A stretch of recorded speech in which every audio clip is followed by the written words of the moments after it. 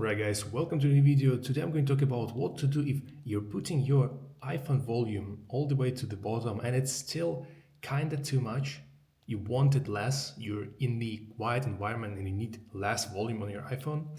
And if you go just a little bit down, it turns the volume off completely, or you see it goes slightly above it, but it's still too much. How to get in between of that? Okay, so there are two methods. Method number one, you go to your settings and then you scroll a little bit down. You need to find sounds and haptics tab to tap at once.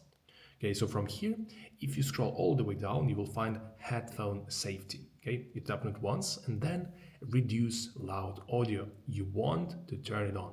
Okay, so you can reduce it by the exact amount of decibels that you prefer. Okay, so you can play with it and then just leave it turned on. Okay, I'll turn it off because I much prefer the second method. And the second method is, for example, if we're using our buttons to change and adjust the volume, you will see that at the minimum value, if we press it one more time down and reduce the volume, it reduces this all the way to 0. Okay, how to reduce it in between? So to reduce it in between, we actually need to use our fingers on the screen.